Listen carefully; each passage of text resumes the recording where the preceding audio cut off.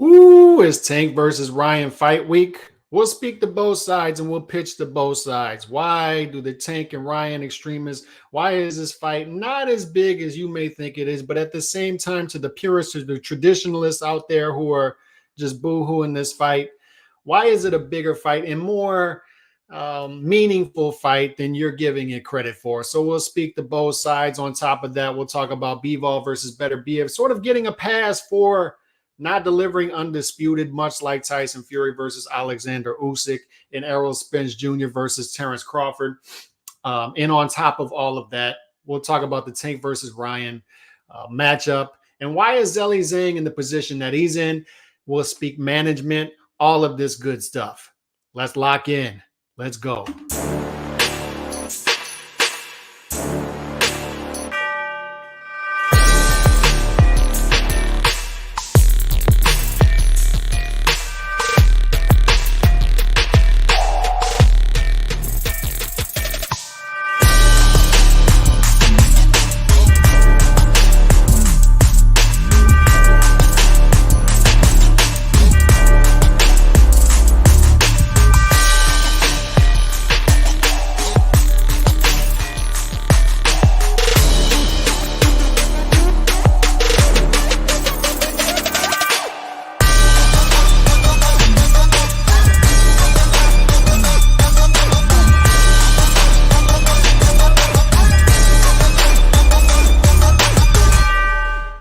Nando's in here. JC's in here. Chicano Prophet's in here. I appreciate y'all. I always do. Look, seriously, I always appreciate y'all rolling through. I do, man. From the bottom of my heart, just boxing fans speaking to other boxing fans about how we can further our agenda as boxing fans. Nando Yamas, JC, Chicano Prophet, y'all make sure to hit that like button. And everybody that's in here, make sure to hit that like button. And we got a jam-packed show. Not really a jam-packed show as far as topics. And this is a different time for me, by the way. I went golfing earlier, so the time got pushed back. So not sure we're going to pull in today as far as numbers, but still, we're going to talk. And the people in the archive, make sure you're leaving your comments below. Got a bunch of comments from the show yesterday. A lot of people were opinionated on that show, and I'm pretty sure this is going to be one of those shows where people are going to be opinionated on this one as well.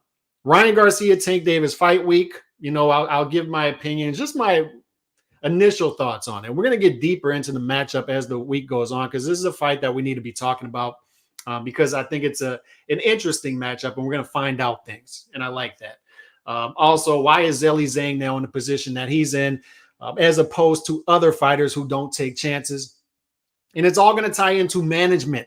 We're going to hear some clips of managers speaking manager talk. And it just triggers me as a boxing fan. And I've got no notes for this show. This is one of those shows, like, don't need the notes, because the type of boxing fan that I am, the values that I have as a boxing fan are so ingrained in me that I just hear these managers speak and it triggers me. And I don't even need notes to go off of what they're saying. And this is why I can't do interviews with managers in particular, managers, promoters, because there's no way I would be able to do an interview like that and not give some sort of pushback and not be triggered by it. Usually an archive watcher, glad I caught you on. Appreciate you rolling through, Serge. Salute everybody in here. First, let's talk Tank Ryan before we get into Bivol's manager. Bivol Beterbiev sort of getting a pass for not delivering Undisputed, because the thing that irks me about Bivol Beterbiev, without going too much into it, is and people here know that I'm a pro Bivol channel the past 11 months. I didn't do this thing where, oh, I'm a big Canelo fan, so since Bivol beat him, I had to take Bivol down a notch, right? That's not what it was with me. I actually big up Bivol and became a fan. But I see how he's moving in 2023 as opposed to 22, and I'm like, what is this? What is this? And Nando, I got to give him props because he's right. He's been right on this. He's been saying, watch the water level. The water's going to level back, and you're going to see who Bivol and his team really are. And, you know, we'll see. We'll find out over time. But I'm watching these interviews from his manager, and I'm like, what is this? What is going on here? And the frustrating part is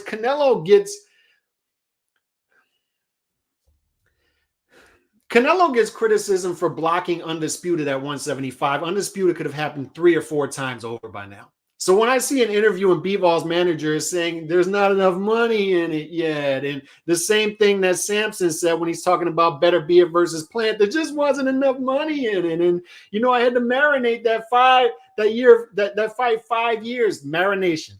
It's one of those trigger words. Marinate, marination. Anytime I hear those words, it just triggers me as a boxing fan. Because I see a guy like Zhilei Zhang, right? And he takes chances. He takes a fight with Filip Hrgović, who 7 or 11 other guys turned down before Zhang finally took the fight. And then Zhang goes and fights Joe Joyce, and he wins that fight, and he conducts himself well against Hrgović, and he ends up with plenty of avenues now, in a bigger name, in a possible star. And it took him a while. He's 39 years old, but just taking those chances is going to get him bigger fights and bigger names. All right. So I see how Benavidez has been moving the past 5 years, marinating fights. And I'm supposed to be empathetic about him not getting the fights that he wants after he's openly marinating fights. And it's the same thing here with Bivol. And I'll get to that in a minute. But let's start off with Tank versus Ryan. 60 on the zone. Why ain't Steven Espinoza giving Showtime subs a discount? That weasel. He's a weasel. That's why. He's a weasel. What's up, Calix? Hello to all in the chat. He's a weasel, Nando. He's a weasel. That's why. And y'all make sure to bang away at that like. Hit the X, hit the like, then go right back to the chat. But Tank versus Ryan, let me pitch to the traditionalists out there first. Let me tell you why you should be interested in this fight. And then to the Tank and Ryan extremists, why we need to take them down a notch. Okay? Because the truth is somewhere in the middle with this. It's an intriguing fight. Why? Because Tank simply hasn't fought top-level competition throughout this point in his career. And the same could be said about Ryan. These guys mirror each other in more ways than they will ever give each other credit for. They do. Both economical fighters, both rely heavily on power punches. On top of that, the talent, we see it, eye test, we see it, the talent's there. But it hasn't been realized yet. The potential has not been realized. Why? Because for whatever reason, low risk, high reward. Low risk, low risk. So it's left us saying for years, why? Why is Tank moving like that? Why is Tank fighting Raleigh? Why did he fight Isak at 135? Matteo Barrios at 140. Why did he pick that belt instead of the other belt holders at 140? Why are they moving in this way? What are the red flags that we're missing? What are they hiding from us? And the good thing about this fight is we're going to start to get answers this weekend from both guys. Shout out Modern King Boxing. I respect Bivol's talent, but he was an afterthought at 175 for years for a reason. Same could be said about Benavidez. Low risk, low risk, low risk, low risk. What does it get you? It gets Bivol, undefeated record. It gets Benavidez, undefeated record. It gets Tank, undefeated record. It gets Ryan, undefeated record. But what does it also get us? It gets us question marks. And when we're talking about Benavidez, a decade into his career. Tank, a decade into his career. Bivol, a decade into his career. Ryan, 7 years into his career. That's 37 years of collective talent right there. And these guys aren't putting up the numbers that they should be with the talent that they have. So what does it all come down to? Low risk, low risk, low risk, low risk. And then all of these guys are standing around saying, why am I not a bigger star than that I should be? Why am I not the big star that I should be? Tank and Ryan, why am I not the face of boxing right now? It's simply low risk, low risk, low risk, low risk. Tank versus Ryan, if they would have been managed correctly throughout their careers, this pay-per-view, no question, goes over $1 million. Period. Point blank, period. Now we ain't skipping the super chat. Appreciate the super chat, Nando. Appreciate that. What I'm saying, this is going to be a big fight. And the Tank and Ryan, extremists are going to say, look how big this fight is, and then look how little Devin and Lomachenko are. But what they're missing is Tank and Ryan are more marketable fighters. But what do we have? No belts on the line. Catch weight of 136, rehydration clause. So you look at that and you say, this isn't sustainable. It's not sustainable. And why is it not sustainable? Because we don't trust what they did leading up to this fight.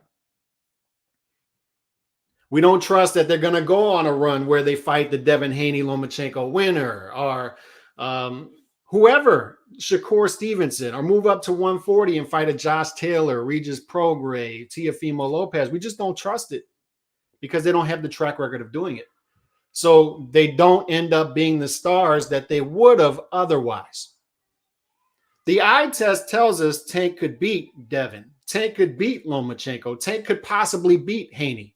Or I said that already, but Tank could possibly beat Shakur Stevenson. I don't think, but those are possibilities, right? He could possibly beat Teofimo Lopez. And we say the same thing about Ryan Garcia, but they're not being allowed to do these things. So we can't give them that credit. And they're not going to end up being the stars that they otherwise would have been because they're not being allowed to do these things. And that's why this fight isn't going to be the super fight that the Tank and Ryan extremists are hoping it's going to be. But at the same time, it's a meaningful fight. It is. To the traditionalists out there, to the people on the other end of the spectrum, the truth is somewhere in the middle. Tank versus Ryan is a good fight because they mirror each other in so many ways. And when that opening bell rings, ding, ding, ding, we're not going to know what happens. It's going to be tense. It's going to be Tank being economical, walking that tightrope, and Ryan also being economical, because I'm not buying that Ryan's going to come in there and try to jump on Tank early because Tank starts off slow. I don't think that's what's going to happen. I think Ryan's going to try to work that jab. I think he's also going to be economical. He's going to try to use his range. He's going to wrap up on the inside, and he's going to play it safe early on in this fight. And he's going to conserve energy going into the middle rounds where Tank starts to step it up. That's the type of fight I think we're going to get from Ryan. And Ryan's the type of fighter who can turn a fight on the dime just like Tank. And I also go back to just measuring how these guys are moving leading up to the fight. And look, the 136 with the 10-pound right rehydration, that's a wild card. We don't know how Ryan is going to react to that. We don't know. He could come out drained. We don't know. He could come out looking perfectly fine. I heard he was eating tacos the other day after training. So we don't know about that part. But all things being even, I like how Ryan's moving right now. Ryan swallowed poison pill after poison pill after poison pill after poison pill. And for the Ryan detractors out there, you have to at least give them that. Because I hear people out there saying, well, Ryan's team, Ryan's management did a terrible job leading into this fight because 136, rehydration clause, he gave up too much, and that's his management's fault. I don't think that's what happened. I think his management is out there telling him behind closed doors, look, you can't swallow these poison pills. And Ryan's out there, Ryan's behind the scenes saying, screw you. Give me the fight. I don't care what they throw at me. Give me the fight. 136, give it to him. 10-pound rehydration clause, give it to him. No tune-up, give it to him. Whatever. Give me the fight. And that's the type of energy that I like. It's the type of energy Stephen Fulton Jr. is having, right? Japan, so be it. So be it. Let's go to Japan. Devin, right? Australia, so be it. Rematch clause in Australia, so be it. I'll fight in Australia back to back and I'll beat him. So be it. This is the type of energy that we look for. And this type of energy from Ryan tells me that he can win this fight. And oh, by the way, Fundora was an 11-1 favorite. He lost. Joe Joyce, 9.5-1 favorite. He lost. On top of all of the upsets that we saw early in 2023 into 2022, the A-side fighters strictly is not delivering the way they have in the past. Why? Because they're not sharp enough. They're not active enough. They're more prone to upsets. Tank's been active. I'll give him that. He's been a twice-a-year fighter. I think last year he only fought once, though. He just came off a fight in January. I'll give him that. But I like how Ryan is moving right now. So for the dudes out there saying, I can't see Ryan beating Tank. Oh, I would be shocked if Ryan beat Tank. 11-1 just lost. 9-1 just lost. And now we got a 2.5-1. It's a 2.5-1. This is borderline toss-up territory, fellas. When it comes to boxing, this is basically a toss-up fight. Barely ever do we see dudes now, especially in big fights, minus 260, plus 210 underdog. Ryan's right there with them, fellas. I don't want to hear it. I don't want to hear that Tank is going to walk on water to the ring and just walk in there and destroy Ryan. It may end up being that way, but I don't buy that people are just out there seeing this and seeing all these flaws in Ryan that Tank can take advantage of, because the same thing can be said the other way around. There are flaws in Tank's game that Ryan can take advantage of as well. We're talking about, even Tank said it in the interview, it's a 50-50 fight. Damn near there. You could say that Ryan is undervalued at plus 210. And that's why I'm jumping on the plus 210. I don't buy that it's going to be fireworks from the beginning, but it's going to be tense. Ryan's going to take it. He's going to pace himself. He's going to use that jab. He's going to use his size. He's going to smother Tank on the inside. And he's going to conserve energy to the middle rounds, and we're going to have ourselves a fight. We're going to have ourselves a good old-fashioned fight. And that's my pitch to the purists, the traditionalists out there, is this isn't just a shoo away fight, because these are two talented fighters who haven't been living up to the expectations, not even close, but we leave that door open for them to bust through there and become the fighters that it looks like they could be on paper. And on top of that, we're going to start to get answers from both of these fighters, because there are so many question marks out there. And I love those fights where we get answers. If Ryan comes out there and beats Tank, we start to say, look, Tank looks like he wasn't, the undefeated fighter who can beat everybody. Because the Tank, that's what the Tank extremists, that's what they do, right? He beats everybody, going back to Willie Pep. He wins all the mythical battles as part of the Tank Davis theorem, right? Tank Davis theorem. By extension, sometimes the Ryan Garcia theorem is you don't compete in a single weight class. You become a chameleon. You don't compete in a single weight class, and you say belts do not matter. That way it's harder for guys to pick you out,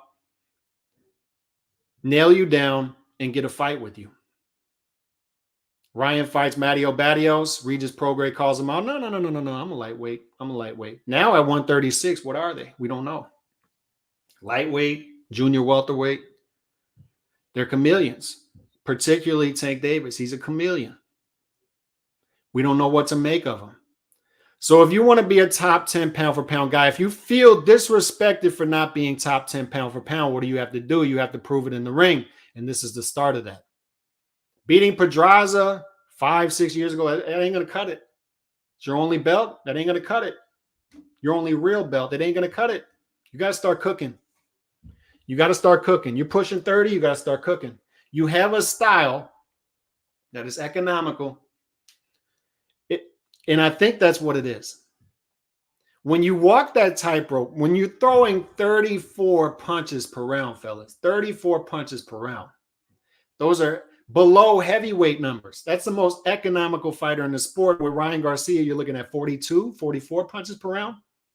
But particularly 34 punches per round, you have a small margin of error to work off of. Small. I mean, Tank is working with a small margin of error. That's why he's giving up rounds early, even to a Raleigh Romero, to Matteo Barrios.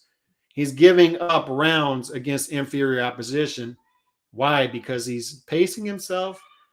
He's timing you, and eventually he's going to pounce and step it up a little bit. Similar to a Canelo style, but even more economical, right? By about 10 punches per round. But it's a tough style to execute. And he's been executing it up to this point. Why? Because the level of opposition has been lower. But when you fight that style, it's tough to pull off, particularly against elite opposition. So we'll see if he can pull it off against Ryan. And we'll see if Ryan really is who he says he is. They mirror each other in so many ways. Good Lord, they mirror each other in so many ways. Let's see what we got. It took Ryan 1 round to beat him. My bad. Let's see what we got. Liza in the building. It really is a 50-50 fight. I can see both of them dropping each other and going the distance in favor of Ryan, but won't be easy for Ryan to win a decision in Vegas. Yeah, and look, people see this as a stoppage fight. I don't know.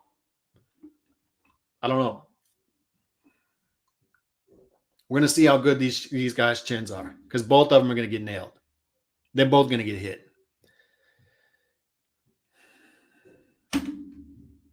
Isaac Cruz is a better fighter than Ryan. I don't think Ryan can beat Tank. We'll see. We'll see. And the styles are different, right? Isaac Cruz was coming up from 130. He was coming up from 130. Ryan's bigger. Ryan's going to be able to use the reach, use his size a little bit. I think he's gonna fight a smart fight. I think he's gonna fight a smart fight early. I think there's going to be a very cautious, intense fight the first half of the fight, and then middle rounds, things are going to start to go haywire. That's when things start going sideways. Possibly for both fighters, but maybe for one. Pitbull is just a slugger, but I saw him won that Tank fight. Some people feel he won that fight, but he's a tough style for Tank, a guy with the chin with a lot of output. And that's not what he's facing this time. We'll see with the chin, if the chin holds up, but we're not going to have a high output opponent in Ryan Garcia. But we do have a guy who can work behind the jab, I do believe. If Ryan can't KO Tank in the 6th round, he will lose by KO. A lot of people are saying that, though.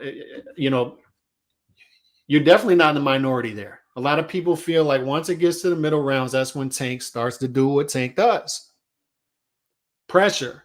You know, he outputs that pressure a little more, and he throws a high percentage. We can talk about the 34 punches per round, but that number goes up to in the 40s the second half of the fight.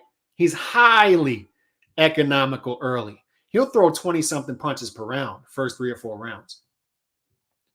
Then he feels things out. Middle rounds, he picks up that output to in the 40s, and it's high percentage of power punches. High percentage of power punches. And he's starting to time you. So that's when guys start to feel that pressure. Something just tells me, though, and this is just my instinct, something just tells me Ryan ain't as soft as people think. I don't think Ryan's as soft as people think. It's hard for me to believe Ryan will lose his fight swallowing a contract like that. Ryan seems to know Tank from front to back. He's been calling Tank out since he was like 20 years old. And this is the thing. I'll say this again because I don't think I nailed this point home. When I hear people say Ryan's management did a terrible job leading up to this fight because they gave up too many concessions, what you need to understand is without swallowing those poison pills, without those concessions, this fight doesn't happen. This fight doesn't happen. And that's why I look at how these fighters are moving going into this fight, because if they're throwing out this many concessions that they weren't willing to bend on, that tells me maybe they didn't want this fight. And if this guy is willing to swallow every single poison pill you threw at him, that tells me he wanted this fight. And he could be misjudging this. He could be. But he wanted this fight. He wanted this fight. 136, rehydration clause, whatever else he had to give up. He gave up a lot of concessions. So, yes, on paper, could the management have done a better job? Yes, but if the manager did a better job, if management promotion did a better job for Ryan leading up to this fight, the fight doesn't happen. The fight fails. Contract falls apart. And this is the boxing fan talking again. And that's all I know. All I know is being a boxing fan. I don't know. I just don't look at things that way. Management. We'll talk about management. We'll talk about Dmitry Bivol's management.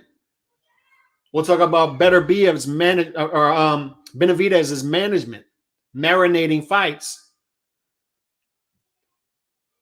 This was Ryan Garcia telling his management, I want this fight, step out of the way.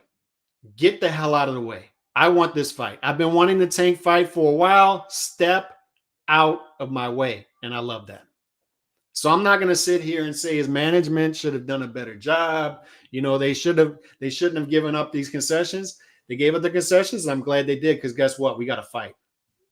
We've got to fight. Pride's always on the line. Tank versus Ryan don't need belts. I hate the marinated promotion also now. Instead of Wilder fighting 3 times this year, rumor might have been a pass because Eddie claims it's Fury or Wilder for AJ in December. Shaking my head. Ryan and Tank aren't at the same point in their careers. Ryan is the one trying to jump it off. Tank been gliding for years. That's what I'm saying. That's what I'm saying. I get the feeling that Ryan's trying to make up for lost time here. Maybe I'm giving him too much credit. Maybe after this fight, maybe he loses the fight. After the fight, he goes right back to same old Ryan Garcia. It's quite possible. But he wants this fight. He wanted this fight. I look boxers to their skills and past fights. I don't care about their training or managers. At the end of the day, the boxer only face in the ring. And mind you, Queen Ryan is still on depression. What if on fight night he felt that will be his flaw? I don't know. I don't know. There are a lot of wild cards with that too. Is what if the court date in May is going to mess with Tank's head? You know, you can go back and forth with that. You can go back and forth with that. You just don't like Tank, LOL joke. I like the frustrating part is this. Ness. There are fighters out there that I would love to like. Tank, Benavidez, Bivol. This has been a pro Bivol channel for the past 11 months, but I see some of these things. I hear some of these things, and I'm like, good Lord. Unleash these fighters. And these fighters, take your career into your hands. Tell your management, tell your promotion to step aside. When your manager, your promoter is saying, no, we don't care about the belts, we're just going to take the more lucrative fights. No, I heard Bivol saying this today. Hell, let me play the clip. Hold on. Let me play this clip. This is Dan Rafael on his podcast, Big Fight Weekend. Let me play this. This is Dmitry Bivol and his manager. The first part of it, and Dmitry Bivol speaks in broken English, so it might be a little difficult to hear at first, but let's play it. And it seems very clear to me, your track record says you're not looking to get away from anybody. You want to do that fight. Same thing with Beterbiev. Take a look at the guys he's faced so far in his career. So can you make that fight next? I mean, if you're not obligated to a rematch with Canelo Alvarez and that fight is there, can't you and your team just sort of approach his team and say, hey, let's try to make the match? I always tells my team, let's make this fight. They were discussing for their team how I know, but finally they told me there is nothing interesting for all of us and for business. It's nothing for this time. Next fight we could talk, because there are Smith fights soon, and there is not good offer for this fight. I said. So you're saying there's not a great offer for you to fight Beterbiev? Yeah, there's discussions for June, July. Then there's discussions for June, July. But the bottom line is, it was just,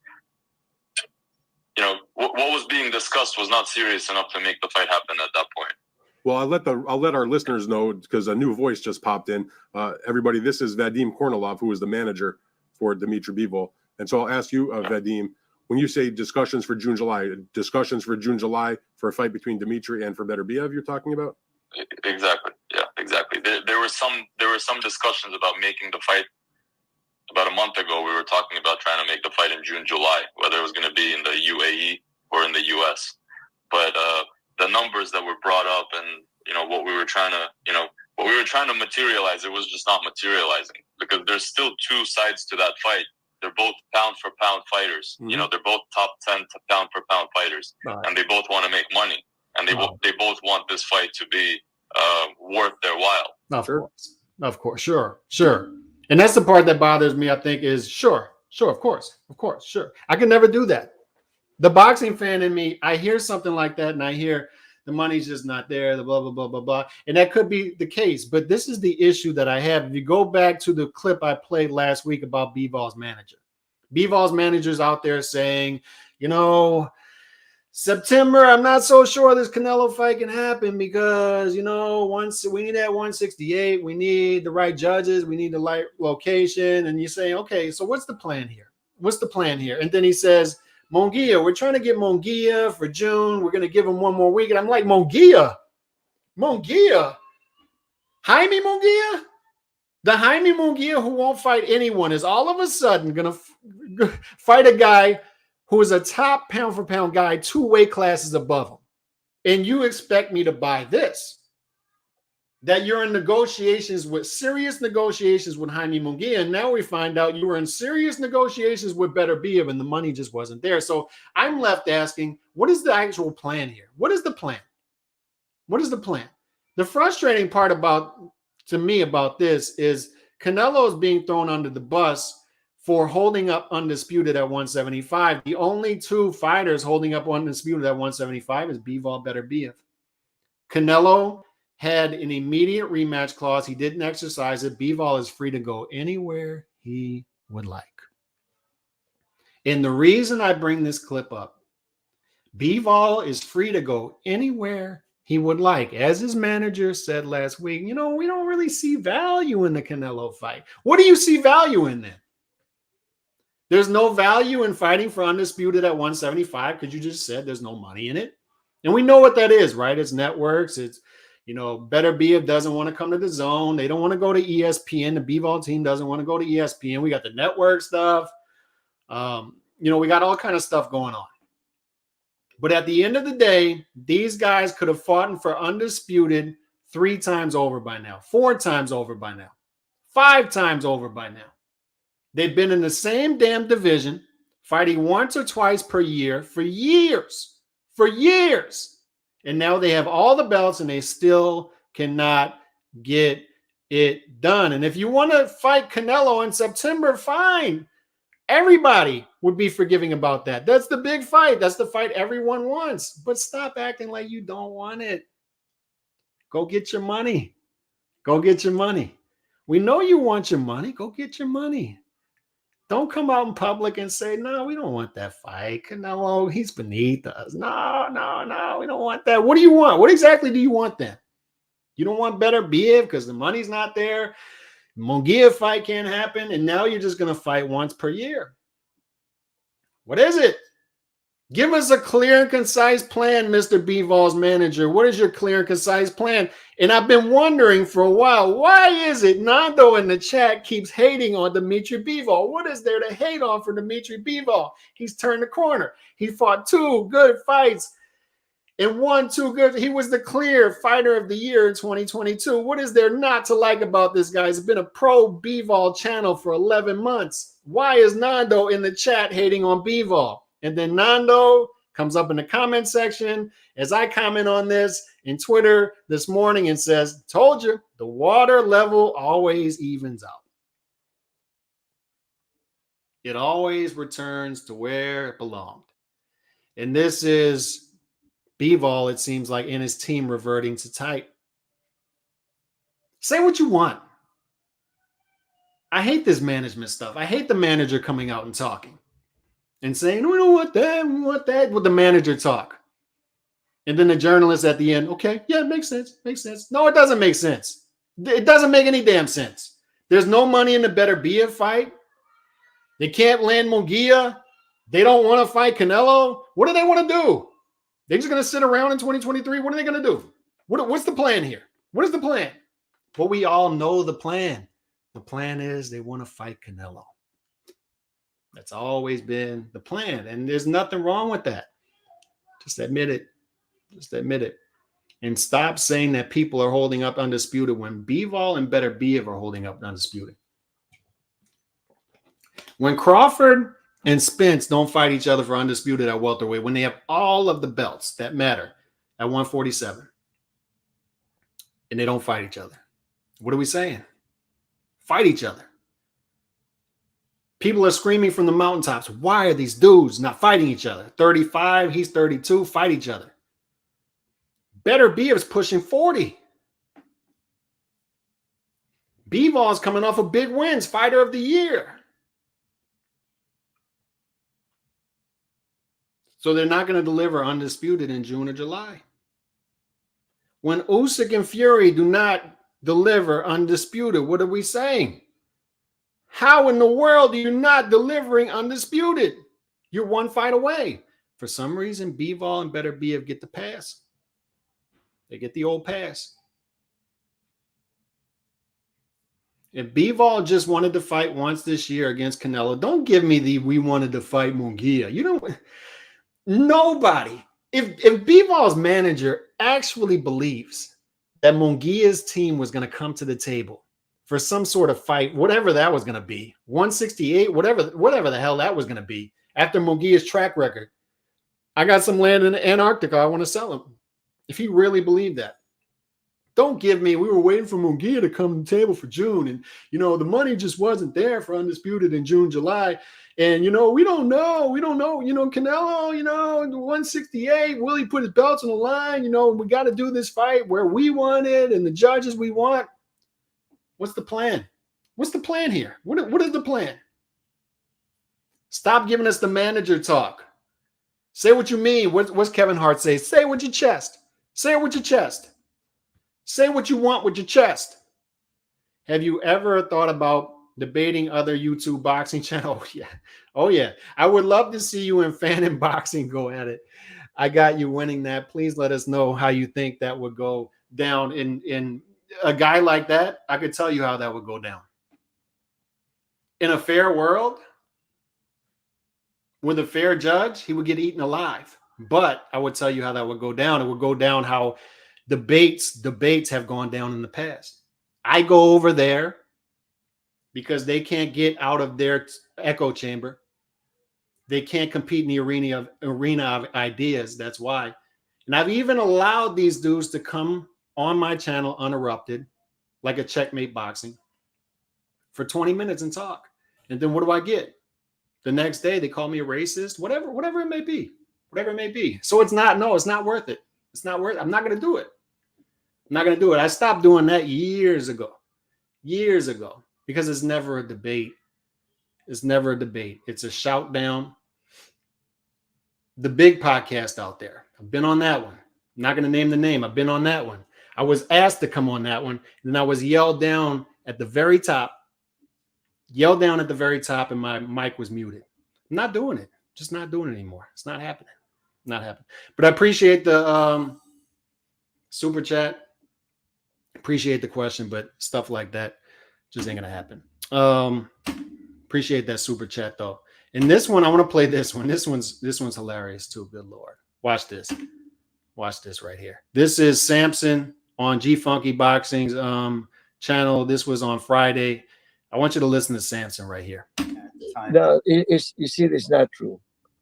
Mm-hmm. First of all, I marinate the fight to get paid correctly. Marinate. The business, like I did it with Plant and Benavides. He wanted to fight 5 years ago, and each one probably would get $50,000. And now you're talking about the millions. You know what I mean? Right. So this is what I did. I mean, Benavides wanted to fight with them 5 years ago, but doesn't make sense when I know you have two great fighters that it will be attractive for TV. So you marinate. And actually, Plant said on the first press conference, Samson told me that we need to marinate this fight. And this is what I hear. Yeah. That is what the promoter do. Yeah, that's No, you see, that's what the promoter does. Yeah, that's what the promoter does, and that's what the manager does. Marinate. I marinate the fight. Marinate, marinate, marinate. Anytime I hear that word, marinate, and they never think about over marination. Let me ask a question. Like, they marinated that fight for 5 years, and what did they get out of it? Their fighters got more money. They got more money, but was that a box office pay-per-view success? No. Was that a live gate bonanza? No. No in multiple languages. No in Spanish. No. It was not. So you marinate a fight for 5 years and you get what you got last month. It's a good fight, good payday. Get you closer to the goal. But you would have been at the goal earlier. If they just free these fighters, just free them, let them fight the fights, they'll become stars. They'll become stars. They're not going to become stars this way. They're not understanding this. It's all short-term thinking. Short-term thinking. If to some boxing fans, for whatever reason, they hear stuff like this and they're like, oh, that makes sense. It makes sense. He got him more money than the fight would have been 5 years ago.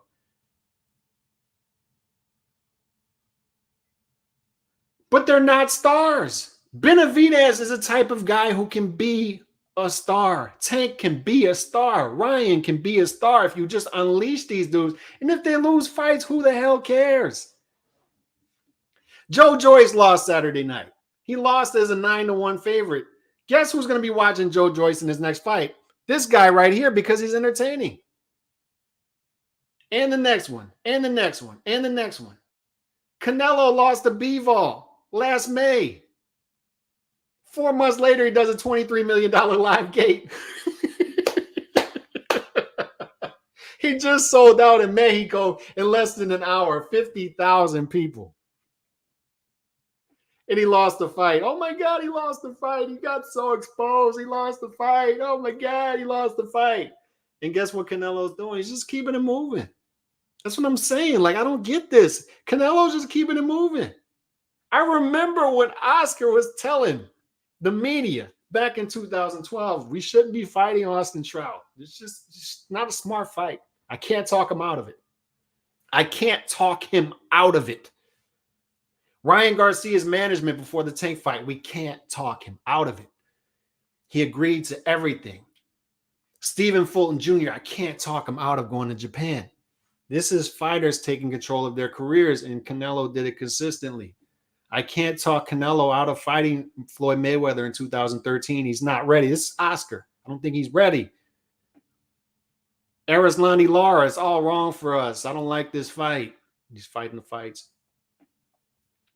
Gennady Golovkin, he's all wrong for Canelo at middleweight. Fights him 3 times.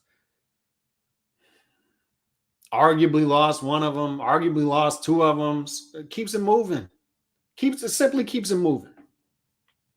Keeps it moving. Loses to Dimitri Bivol. Keeps it moving. We're still here. Why? Because we know who he is and we know he's going to act the same way. Why in the hell invest your time into a fighter who marinates a fight between another top 5 guy for 5 years? Why? What's in it for me? Question, what's in it for me? I see this right here. I mean, let me play it again because this is a teachable moment. This is beautiful. I almost got happy when I saw this. This is beautiful. No, you see, it's not true. First of all, I marinate the fight to get paid correctly. The business, like I did it with Plan and Benavidez.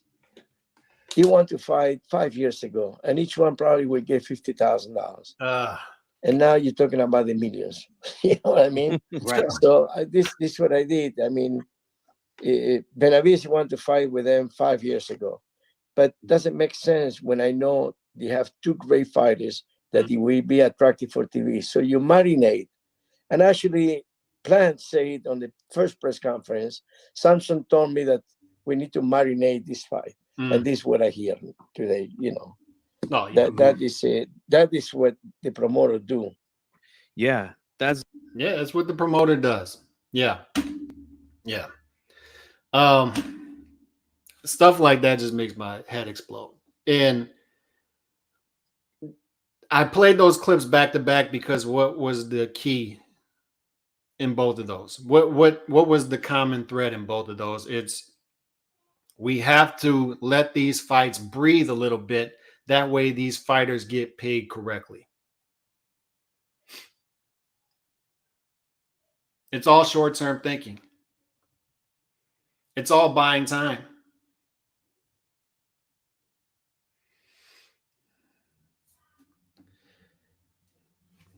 It's no chance taking. Like, you can't accomplish anything in life. You can't be great. Like, you can get paid well and do good things, but you can't be truly great. Like a guy that people are going to remember, a person that people are going to remember. This isn't just boxing we're talking about now. Like, you're not going to be somebody people remember if you don't take chances. And none of these dudes are willing to take chances. None of these dudes are willing to say, you know what, I'm gonna take a loss here. Businesses will do this. I'll take a loss here early on in order to get where I want to be later on. I'll take this chance here. Benavidez not willing to take that chance 5 years ago to get his name built up even further and to get a shot at Canelo even earlier. And even without doing that, the dude was still in position to get the Canelo fight, but he couldn't make weight.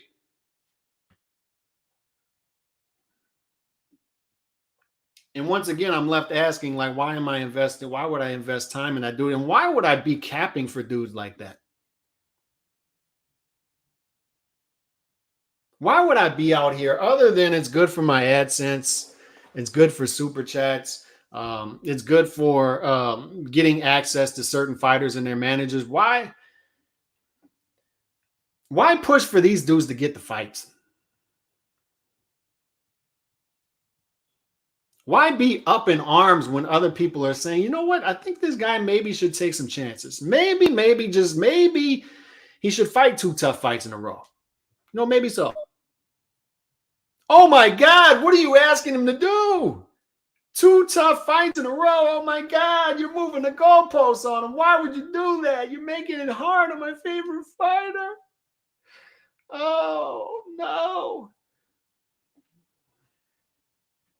I mean, these interviews are tough for me as a boxing fan. I see him and I can't just let him go. I wish I could. I wish I was built like that, man. I wish I had that in me to where I could just let stuff go. I can't let this go. Like, I see this again. Like, let me play this one more time. This was the other interview. And I got to play it again. I mean, listen to this. And it seems very clear to me, your track record says you're not looking to get away from anybody. You want to do that fight. Same thing with Beterbiev. Take a look at the guys he's faced so far in his career. So can you make that fight next? I mean, if you're not obligated to a rematch with Canelo Alvarez and that fight is there, can't you and your team just sort of approach his team and say, hey, let's try to make the match? I always tells my team, let's make this fight. Let's make this fight. They were discussing for their team how I know, but finally they told me there is nothing interesting for all of us and for business. It's nothing for this time. Next fight we could talk because there are Smith fights soon and there is not good offer for this fight. I said. So you're saying there's not a great offer for you to fight Beterbiev? Yeah, there's discussions for June, July. Dan, there's discussions for June, July, but the bottom line is it was just, what was being discussed was not serious enough to make the fight happen at that point. Well, I'll let our listeners know because a new voice just popped in. Everybody, this is Vadim Kornilov, who is the manager for Dmitry Bivol, and so I'll ask you, Vadim. When you say discussions for June, July for a fight between Dmitry and for Beterbiev, you're talking about? Exactly. Yeah, exactly. There were some discussions about making the fight about a month ago, we were talking about trying to make the fight in June, July, whether it was going to be in the UAE or in the US. But the numbers that were brought up and, what we were trying to materialize, it was just not materializing, because there's still two sides to that fight. They're both pound for pound fighters. They're both top 10 to pound for pound fighters, and they both want to make money.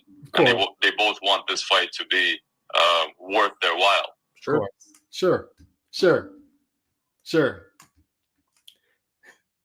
Materialized. Sure. Yeah. Marination. Sure. D-Style, whenever you're ready, pop on. I see you backstage. Sure. Just, marination. Marinate. When you see these two clips. Give me a break. I don't know if you saw the two clips. I did. I've seen the clips. First of all, shout out to everybody, by the way. Hit the like button, by the way. I just saw your text a little bit ago, so I was like, oh shit. But look, I'm like, let me jump on, I know that, like, I remember there was a time when, like, do you remember when like it was popular on YouTube to tell people that, you don't understand that boxing is a business, in fact, believe it or not, I first heard that on YouTube like 10 years ago. Like, I saw YouTubers saying that first, to be honest with you, before even Floyd was saying it. Boxing, what you guys don't understand is that boxing is a business, okay? I know you want to see those two guys fight, but don't you get it? It's a business. Like we would get scolded at, because we get scolded for wanting to see a fight. You know what I mean? Like what? It's one thing to tell us, it's one thing to explain the obvious that we all know. They don't find it convenient for them to do that fight right now for financial purposes, for they don't feel they could win the fight at the moment. They want to maximize whatever. Like, we already know this. Like, this isn't, you're not a genius for knowing this, by the way. My thing is that when are we going to act like the demand that we're supposed to be acting like? Because I could give you countless other examples of fighters that this wasn't done with and ended up becoming huge names, right? Floyd Mayweather didn't sit around and marinate a fight with anybody throughout his whole reign with Top Rank, right? He just all he did was become a 6th division champion, and then the De La Hoya fight literally fell in his lap. They weren't marinating that fight, by the way. Like, De La Hoya and Floyd didn't have an opportunity to fight 5 years before that, but they said, let's maximize our profits and let's keep everybody. No. As soon as De La Hoya went back, he lost to Hopkins, trying to become middleweight champion, right? Comes back, beats Mayorga, and then Floyd's like, hey, let's do the fight. The next year, they did it. It just got done. They didn't do, you know what we got to do? We got to marinate it. We got to put it, and then we got to, put it in a Ziploc bag. People busting out with the Ziploc bags. You know what I mean? They're buying the ingredients for the marination. They're doing all this shit. They didn't do all that. That didn't get done. And I'm not, like I said yesterday, I don't want to repeat too much of that so people go back and listen to it. But I don't believe at all. I don't believe that the fight with Pacquiao Mayweather was bigger because they made us wait 5 years. I don't think it was bigger after we saw Pacquiao get knocked out by Marquez. No. It would have been bigger when Pacquiao was steamrolling through welterweights, okay, that Floyd was like, test him. Right?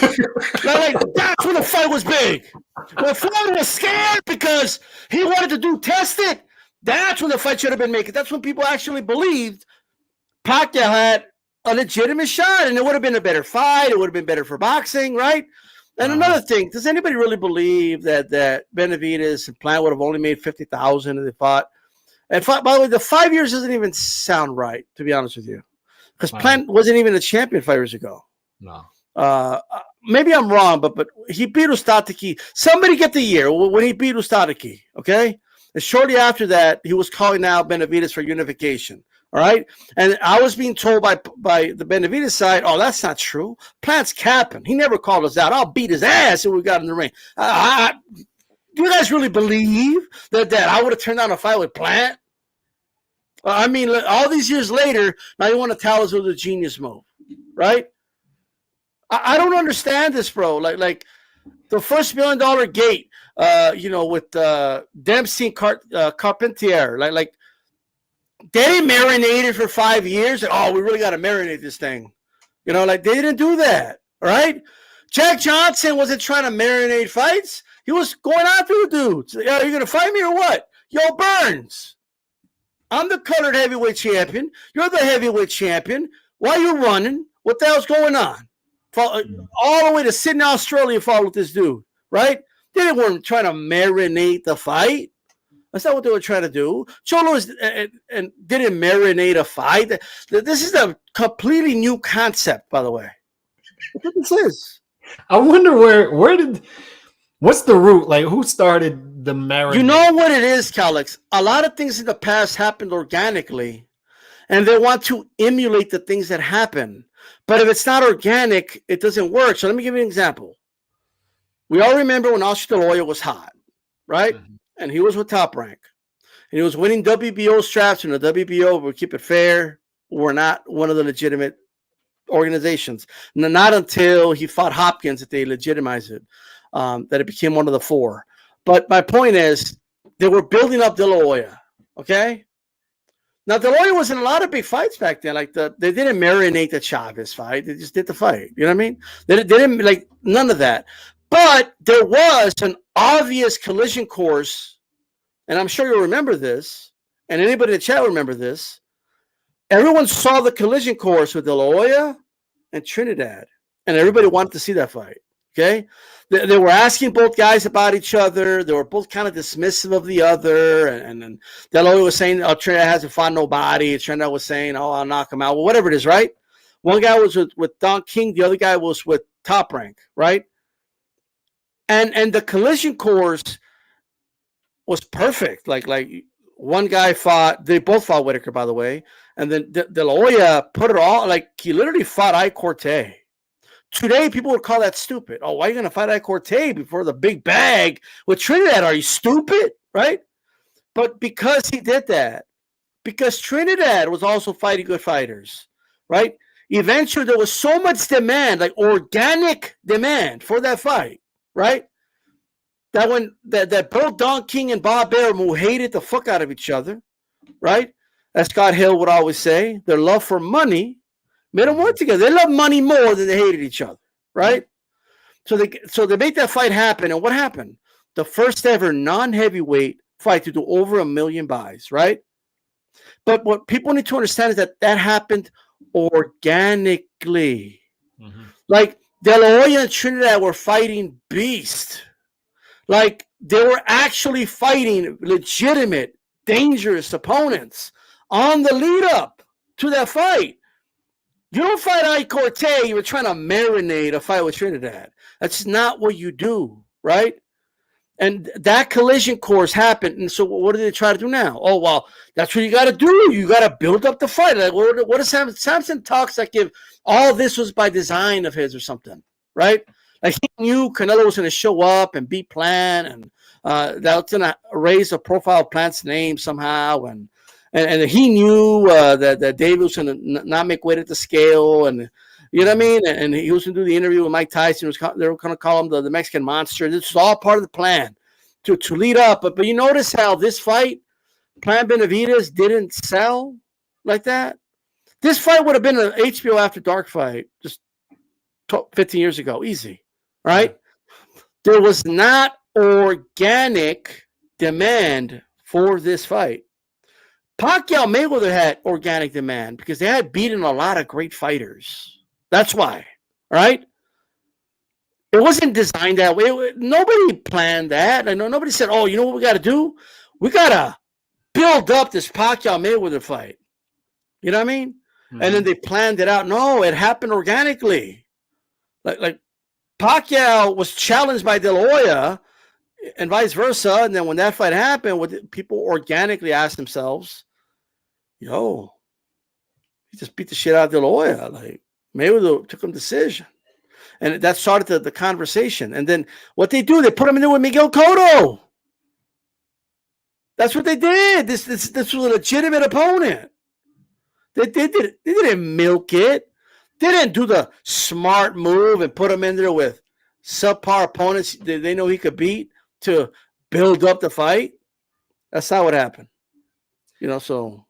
You know what else was beautiful about that whole thing was after Tito and Oscar fight, what happens? They both fight within 6 months after that. Yeah. Tito even moves up to 154 after that, beats David Reed, right? And I think Oscar fought Coley, and then what happens after that? Within 8 to 9 months of losing to Tito, who does he fight? Shane Mosley. Yep. I mean, they just kept it moving. They behaved like fighters, moving. and people wonder why they were stars. This is why. Yeah, but you get and I hope everyone understands that the way that fight, the collision court, if everyone fights each other, people need to understand this. If everyone fights each other, collision courses are going to happen organically, and people are going to give more of a fuck. They're going to be more invested. Right, because they're more excited about the sport, they're more enthusiastic about the sport, and the top two guys that proved it in the ring are going to have a collision course to fight each other. It's going to happen organically, not because some manager is envisioning two guys from the same stable of fighting each other. Right, that's not how it works. You know what I mean? Like you make the fights when it makes sense. The fight would have been bigger, in my opinion, when they were both champions. It would have been a unification fight. And I think they would have made around the same amount of money, to be honest with you. And on top of that, the market is going to be more forgiving if they know you're taking chances, right? I mean, so if you stumble and you lose, it's fine. It's fine. I mean, did Samson know that 4 years ago, let's say, that Canelo was going to come to the division and fight Plant to raise Plant's profile? Did he know that? If he didn't, what was the plan? What exactly was the plan to build up the fight? If Canelo never shows up, right? What was the plan? What were you doing to build up the fight? Where is the I Corte that either guy fought? Where's the Whitaker that either dude fought? Right? For all the marbles to create that collision course like a De La Hoya Trinidad. Mm-hmm. Where is that? I don't see it anywhere. Even Holyfield Lewis, that collision course, Holyfield had to fight Tyson and beat Tyson, right? Lewis had to avenge some of his losses before he got there. So all I'm saying is they're trying to manufacture collision courses now instead of letting them happen organically. That's what's happening. They're going to say something like, ironically, we've got Tank versus Ryan this week, and they're going to say, look at their resumes. They're not strong, and they're the exception to the rule, number one. Yeah. And number two, neither guy, this is Ryan's first pay-per-view. Tank's pay-per-views have not been selling well. So they've been making money because the B-side has been so cheap. But this one will do well, likely, but it's not going to be sustainable success. The Jake Paul stuff, Jake Paul's numbers will go down. It's not going to be sustainable. Right. Okay, so you're talking about the exception to the rule. The rule is still you have to build fights the traditional way. Now, the super chat right here, Mike Alvarado is the greatest boxer. I agree. He's the greatest boxer of all time. It's amazing. I gotta agree. But when I listen to Bivol's manager the past two times, the frustrating part to me is, and he's a manager, so you expect this, right? But he's not being genuine here. And the frustrating part is, this has been a pro Bivol channel the past 11 months. So this isn't me just coming off as a Canelo guy. I like how he conducted himself with Canelo, with Zordo right after that. But it seems to be him reverting back to a mostly inactive fighter once per year and waiting for the Canelo fight, which is fine. The Canelo fight is September, but don't give me we don't really want Canelo because, we want the fight at 168 and we want the judges. I don't really understand why he wants this fight. And then the next week you come out here and you say, not only were they in discussions for Munguia, right? Now they were in discussions for an Undisputed fight and it fell apart. So now they're going to wait till September for possibly Canelo. What's the plan here? What is the plan? I'm confused. What is the plan? I don't understand how you can brag about Benavidez' plan being 5 years in the making and it can't even crack 200,000. I mean, this is unbelievable to me, bro. This is where we're at this point, right? So we need to wait 5 years for a fight to do 200,000 buys? Mm-hmm. And shit me. And with the thing with Bivol Beterbiev is 39 years old, I believe. 38, 39. By the way, talk about what exactly are you marinating here? You can't marinate this for 5 years. No, you can, but like that's an organic collision course. Like it's happened organically. Like just do the fight. Like do the fight. Do the fight. Yeah. And there is demand for it. Do the fight. Now I understand the roadblocks. I want to know what the figures are, because when he says ESPN, I understand the WBC with Russia. There are roadblocks there. I get it. I get it. And I get that you want the Canelo fight. I get it. It's not the roadblock people think it is, though. It's not. I don't think so either. I don't like. First of all, they both already fought even after this announcement of the Russian ban. Why? Because one guy's from Indio, California, and the other guy's from Montreal. So it's really an American versus a Canadian, according to the WBC. So that's no excuse. It just isn't. Even when Samson's like, oh, Bivol can fights because he's the ban against Russians. Like, no, like that. Like he can fight Canelo, and he will fight. That's the fight that's going to happen. I just want to know when he said when. I'm okay with all of it, honestly. If he wants to wait to fight Canelo, like I've already grown accustomed for that. You know, like guys just waiting around for the Canelo fight. And he learned it. He won the first. He won. He did. But I guess what I'm trying to get at is it's the people that have I don't know what it is, bro. Even people that like Canelo, they feel like a need to blame him for things that are not his fault. Maybe they're doing it to prove that they're not a Canelo fanboy. And you ain't getting that here. I could criticize Canelo. See, I'm criticizing him. See, and don't join forces with people that say Canelo's ducking everybody, and don't ignore how completely insane that side is, just because they want to join forces to criticize Canelo for something stupid like, oh, he's holding up Undisputed. He's holding up 168. How is he holding up 168 when the manager literally told you he was not going to make a fight between the two reigning champions? We were going to maximize our profit. They were going to keep fighting a bunch of bums until we build it up. So Canelo came in, just beat the fuck out of all the champions, took all the belts, and the action happened because of Canelo. Because Canelo beat Plant, he raised Plant's profile. Plant no longer had to protect an O. That helped make the fucking fight happen. All right. I am not against criticizing Canelo. It's honest to God, bro. It's hard to criticize him at this point. You have to try. Like you have to be looking for it, and you have to be doing it because you're trying to prove to people that he's not above criticism. You don't have to make up criticisms to criticize him. You don't. Let me give you an example. All right. 2 years ago, when the Plant fight fell through, it was rumored that he was going to fight Bivol, all right, instead of Plant. And the rumor was that he was going to fight him at a catch weight of 170 or 172 pounds. I immediately came out and I said, I'm against that. I don't like catch weights because I've been against catch weights for 12 years. I'm principled with my stances. I hold everybody to account. And I went on record and I just flat out said it. I didn't wait to see if Canelo did it and if he did it, just try to cap for him and all this. Like, because you're supposed to have principled stances on things, right?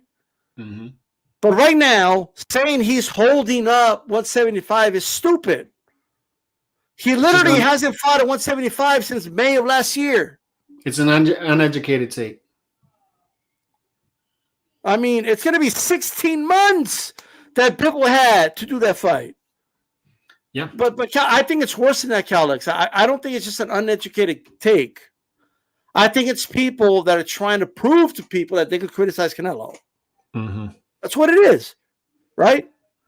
And we're holding them like, and like you said, at least admit you're holding them to a higher standard. Yeah. Right? At least, at the very least. But even then, if you're holding them to a higher standard, it doesn't give you a green light to be ridiculous, right? So because Benavidez just fought somebody that they admit they were holding up to fight for 5 years, right? Because he finally fought him. All of a sudden, Canelo needs to drop everything he's doing and just fight Benavidez now. And they're demanding it. And you got to do it on PBC. Like, get the fuck out of here. Right? Like, move out of the way. Seriously. Yeah. The dude's clearly told you he wants to fight Bivol again.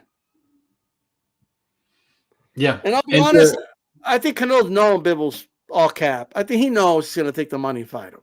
And to address Nando's comment, I'm not okay with the D1 activity or not. I'm assuming that's directed towards Bivol, and you're right. You know, I'm fine with Bivol saying my main goal this year is Canelo rematch, because that's where the money. Everybody wants the Canelo fight. Nobody's gonna say, "Oh, you should take the undisputed fight over Canelo." The reason we bring this up is Canelo is being held up as the guy who's blocking the undisputed fight, and that's not the case, because this undisputed fight could have happened multiple times over. And as Nando stated accurately earlier, this fight could sell in Montreal. That's a fight town. It would sell there. They could make money there. They don't want to make money there. It's simple. They don't want to, because it could block this Canelo fight from happening. You notice how they say the money isn't right? You notice how they say, oh, the money isn't right, but they don't tell us what the money was? Yeah. Unless they put it out. I don't think they put it out. They just said the money wasn't serious money, right? Well, I have newsflash for Bivol and all previous Canelo opponents. You're not going to make what you made with Canelo. Mm-hmm. Like that's not realistic, right? So I thought when Bivol was saying, right? I mean, it's I can't believe I'm gonna, like, Nando was right. I mean, it is what it is. But here's the thing, right? He's right for now, like, you know. But once a year, these sure, they should have gotten a fight in June. You don't come off of that 2022 fight of the year and fight once this year. They could have gotten this fight in June. Like Munguia, come on. No, but I guess what I was going to get at is the when Bivol came out and said, "Yeah, I could make more money fighting Canelo, but I want legacy. I want Undisputed." Like, I believe them. Yeah, me too. Me too. Like, so unless, look, that's why I want to know what the amount is. And they're only offering them like 250,000, right? Okay, I'll come out and say, oh, come on, guys. You know what I mean? But something tells me he was offered something at least north of $1 million. Like, something just tells me, right? I don't know. I could be wrong. It's just a guess. But I want to know how much he was offered. You know what I mean? I'm just saying. We're just going off of the energy.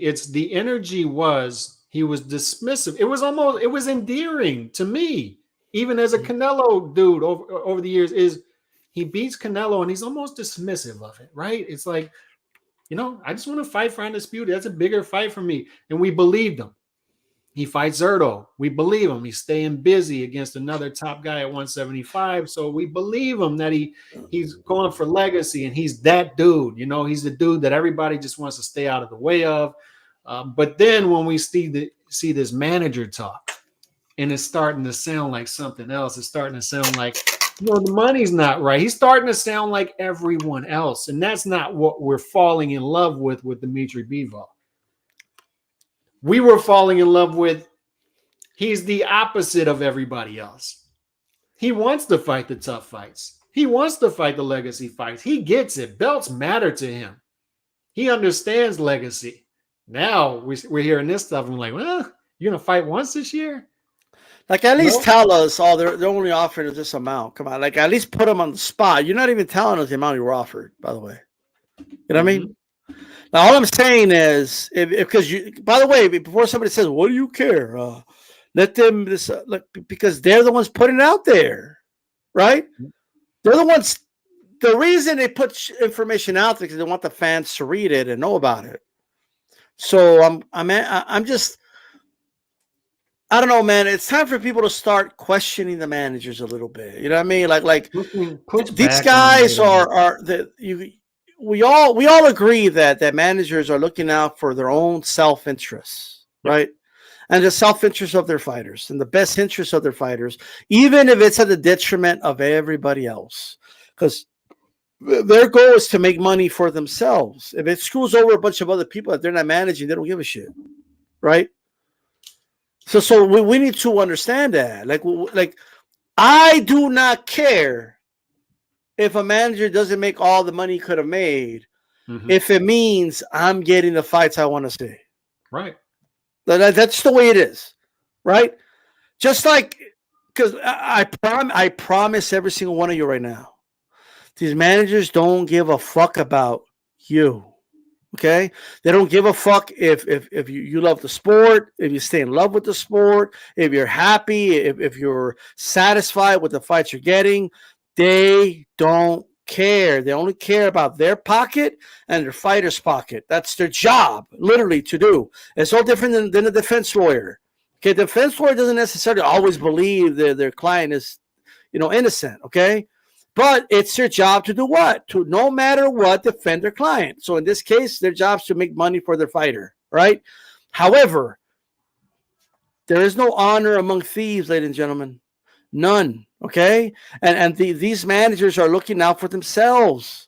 They're looking out for their fighter, okay? Now, I know what somebody might say.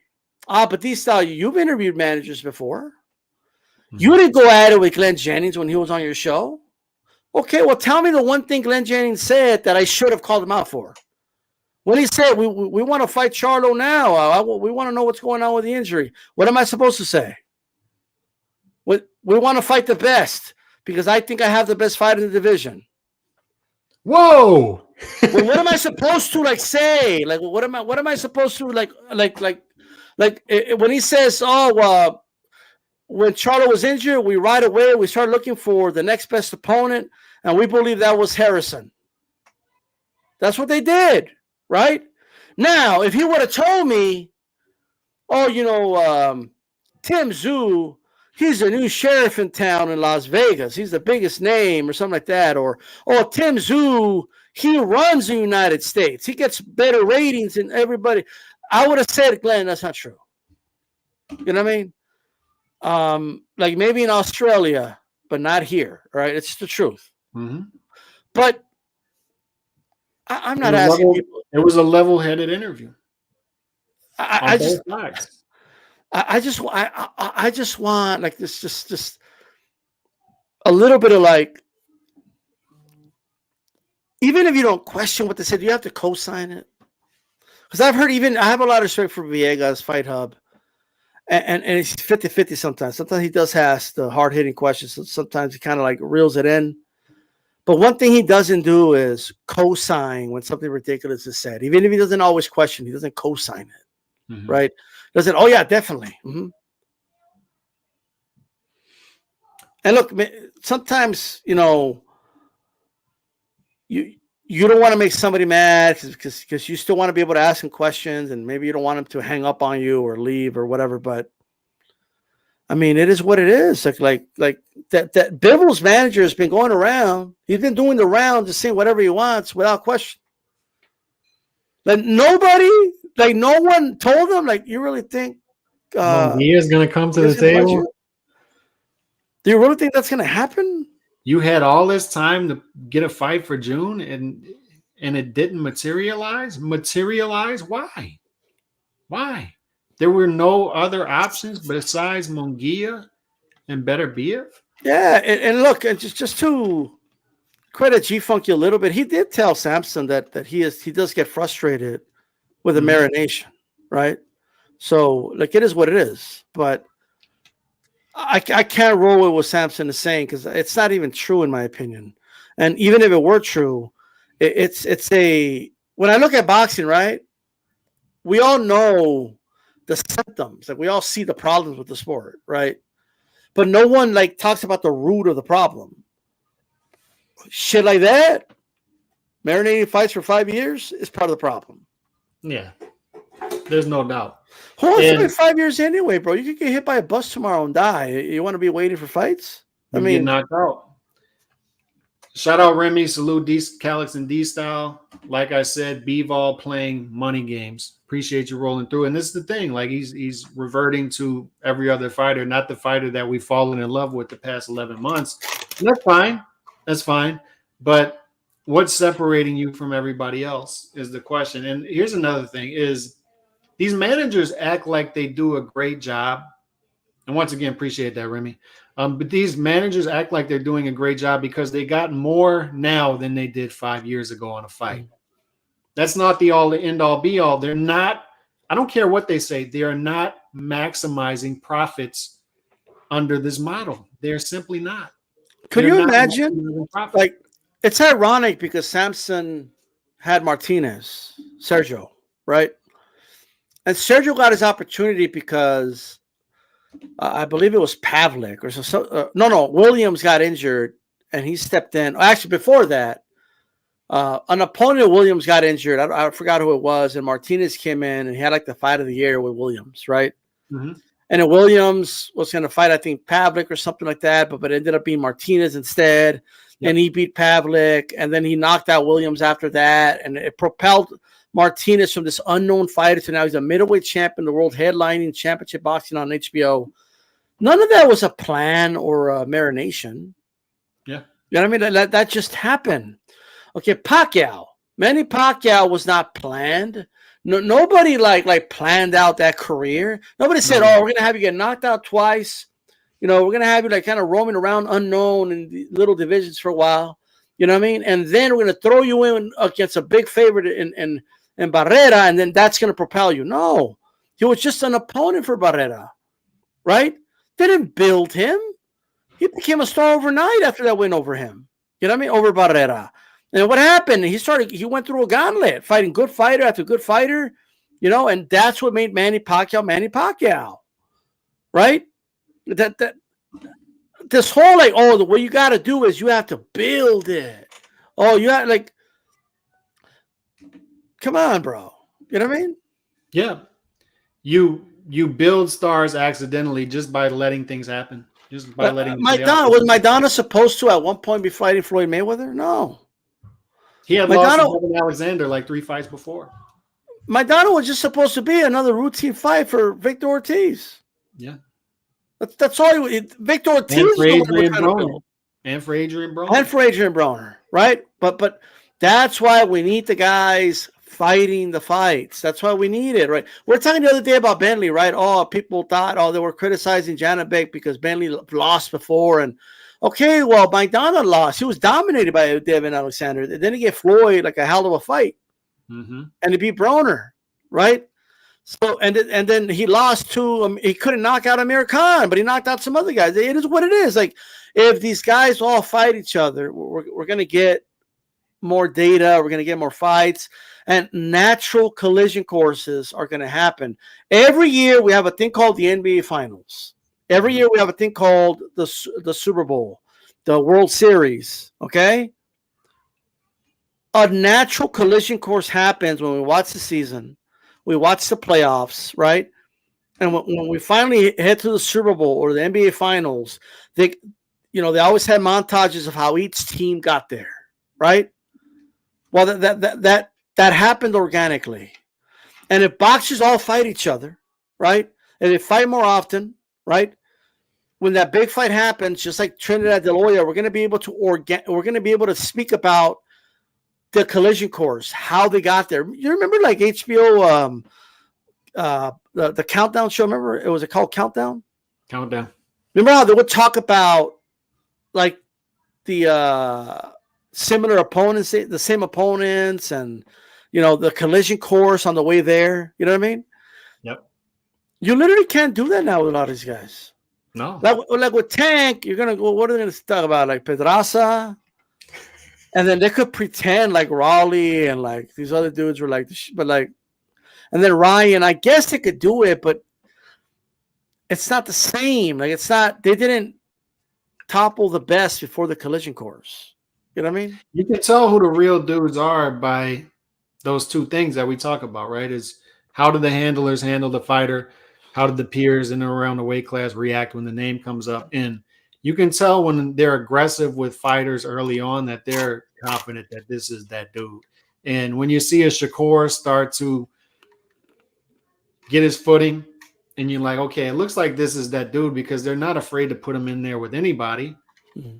And he's winning these fights and he's winning them clearly, right? It's what we talk about with Floyd. It's like they were confident enough with Floyd to put him in 7 fights in 1998, 2 years into his career. and put him in there with Hernero Hernandez and then Angel Manfredi 2 months later in his first defense. And he's the Ring Magazine Fighter of the Year 2 years into his career. And they're that confident in his skill and who he is and his toughness, his mental toughness, his makeup, that they're willing to take those chances.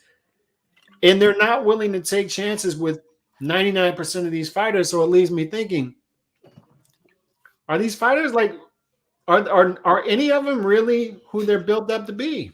Like, you know what they should have done, Calix? Like, what Floyd should have done, what Top Rank should have done is marinate the Floyd Corrales fight. You know what I mean? What they should have done, like why did they do the fight when it made sense, when Mayweather was an underdog, by the way. Right? Marinate Oscar versus Tito. Corrales was like destroying the Robert Garcias of the world, who was actually a really good fighter, right? Like, they should have just marinated 5 years. You know what I mean? Like, Floyd should have waited till somebody else beat the guy and then fight him. You know what I mean? Mm-hmm. And then Castillo, like, well, why did they do the fight right away, bro? He should have marinated it. Yeah. You know, they should have marinated it, and maybe they would have made more money. You know, like, because that totally matters to me, right? If they would have made more money if they marinated it for 5 years. You know what I mean? Maybe they would have. Let me stop there for a second. Let's hypothetically say that if Floyd Castillo would have waited 5 years, think about how crazy that sounds. 5 years, okay? Let's say Samson was involved and he said, that's stupid. We're going to wait. We're going to make the fans wait 5 years, right? Uh-huh. And let's say they successfully make us wait 5 years for Castillo versus Mayweather, right? Mm-hmm. And Castillo's already been beat. He's already got knocked out by some other dude or something. You know what I mean? Because that's basically the equivalent of it. And they finally make the fight happen. And I just hypothetically said they made like $5 million each, you know, because it was a pay-per-view fight. It was a bigger fight, you know what I mean, than it was where in the original timeline, right?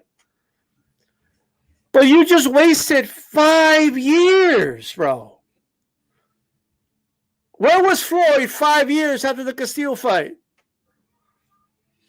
He was already making pay-per-view money with Gotti. He was already making pay-per-view money with Judah and Baldomir, and he was already in position for the fight against De La Hoya. Because he was still at lightweight for 5 years, marinating the fight with Castillo. Right? Okay, we don't even know this for a fact, but let's hypothetically say it would have made him more money. He would not have been in position for that De La Hoya fight. He would not have been in position. Gotti would have already gotten beat by somebody else, or he would have moved on, or he would have been retired, and Baldomir would have gotten beat by somebody else. Judah would have already moved up, or whatever, right? Like, the whole scene would have been different, bro.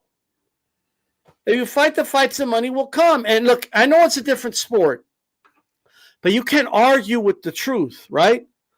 They always ask Dana White, why is Conor McGregor such a big star, right?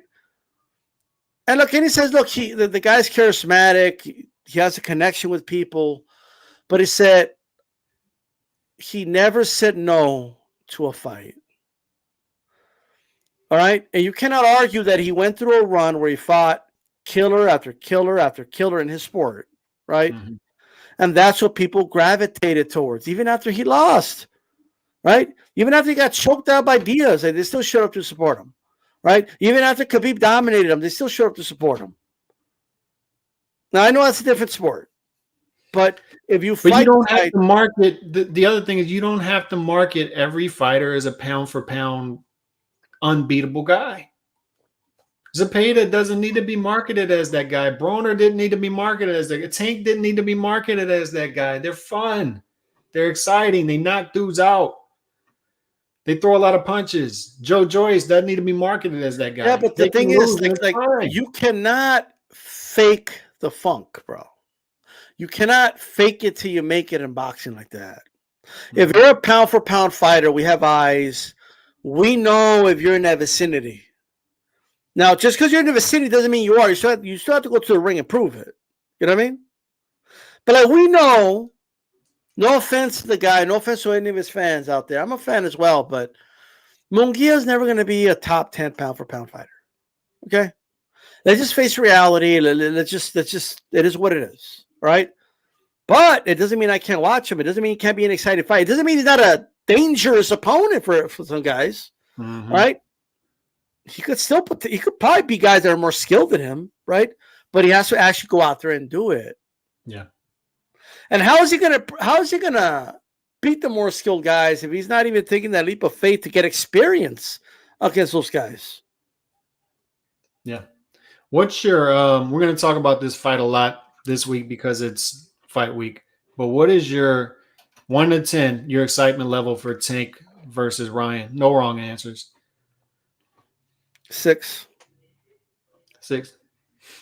And it may go up as the week goes on. We'll ask that question again Thursday, Friday.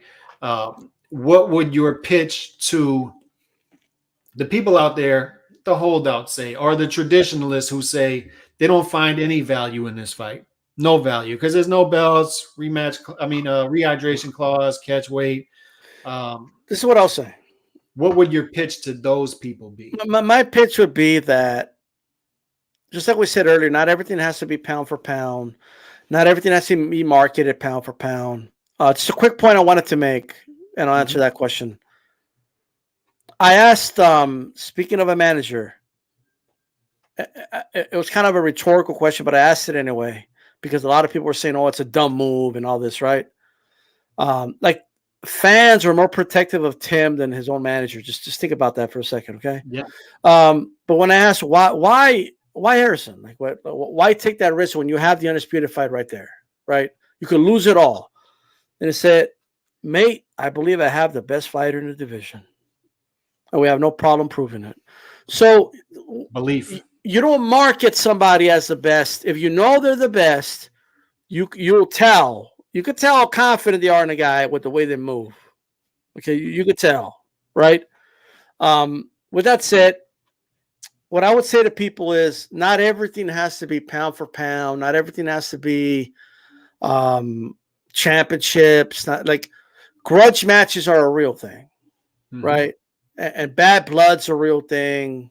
Intriguing matchups that aren't necessarily bad blood are also a thing. Like good style matchups, right?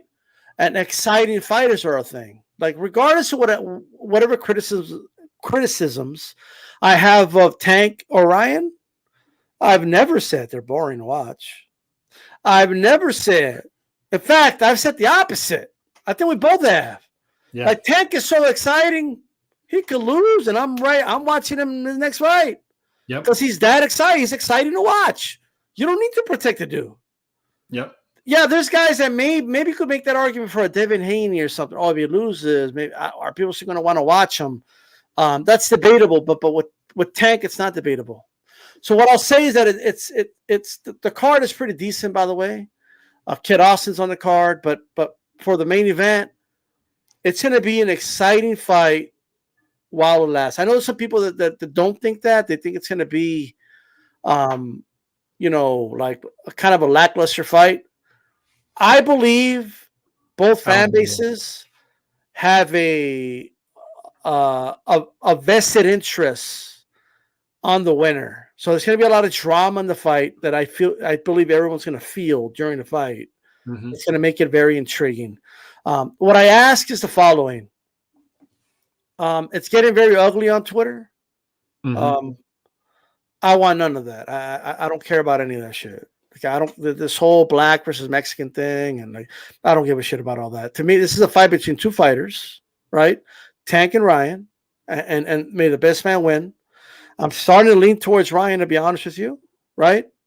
And I'm not talking, by the way, I'm not talking about the guys that support Mexican fighters or the guys that support black fighters. That's not what I'm talking about. I'm talking specifically, and I think you know what I'm talking about. Oh, yeah. People that are making it like they're turning it into something very ugly that I personally don't want anything to do with. So that wouldn't be my selling point. My selling point would be that it's an exciting fight. Get ready for the fight, and I think it's going to be very intriguing. And I say, why not? Repa, I appreciate the super chat, $4.99. Tank Ryan is made great. It's what they do after this that I'm worried about. And yeah, I've voiced that same sentiment once again, appreciate that. I voiced that same sentiment. And I just decided this week I'm going to focus on this fight for the most part and try to be positive about it because it is a good matchup. I love the matchup. But at the same time, calling it what it is. I'm not going to go overboard for the extremists. I'm not going to say it's the greatest fight I've ever seen. No. We're going to call it what it is. This isn't for the face of boxing. It's not for pound supremacy. It's not even for the lightweight championship of the world because there's only one lightweight champion. Yeah. And, we'll focus more on this next week because there'll be a lot of time for that. But to add to your point, my extra selling point would be we're going to get answers because there are a lot of question marks about both these fighters simply because the step-ups haven't been there. Besides the Pedrazas and the Luke Campbells, they haven't been the step-ups up until this point. And this is a step-up for both guys. At least we think, right? Because there's so many question marks. We think this is a step-up fight for both fights, and I think it's going to be and we'll get into the matchup part later in the week, but this is going to be a tense fight. It's going to be tense and antsy early on because I don't think Ryan's going to come out balls to the wall and try to jump on Tank just because Tank's a slow starter. I think he's going to be working behind that jab, be physical, and save some energy for the middle rounds where Tank does start to step up the pressure. So that would be my other selling point is we'll get questions answered, and this is going to be a hell of a matchup. It's going to be fun because it's going to be tense. This is going to be one of those fights where you're hanging on every punch because it's so economical. It is a step up for both guys as well. So, I mean, it's and here's a reality. This is what I want fighters to do, by the way. Yes. Because Haney and Lomachenko are fighting each other, right? Yes. They're fighting each other for the belt. So it makes sense. So you guys are in the same division, but well, technically it's a catchweight fight. But at the very least, they're fighting each other, right? Like no one's waiting around for one guy, and you know what I mean? Like that happens where Canelo's at. You know what I mean? So all I know is it's an intriguing fight, man. And I do believe, look, there is an entertainment aspect to boxing. There is, right? And the one good thing that I'll say is this about Ryan and Tank is the following. At the very least, fighters are going to be able to see, it pays to be exciting. You know what I mean? Yeah. It pays, because I know there's a negative aspect, and I get it, because a lot of people feel like if this event's successful, it's going to incentivize a lot of fighters to, not take chances and just build themselves on social media and create a fight that way instead of actually doing it the organic way, like in the ring, right? And I get that completely. I do. However, at least in this aspect, it's only working because they're both very exciting to watch. That's literally the only. They're both not known for being knockout artists, right? They both have some awesome knockout reels, bro.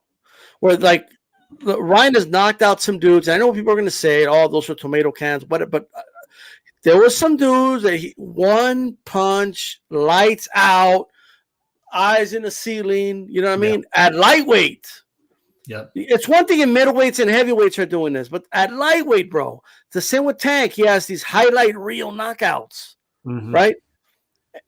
That's why I believe the fight is intriguing to people more so than they're big on social media. You know what I mean? I think it's like a combination of both, But if at the very least,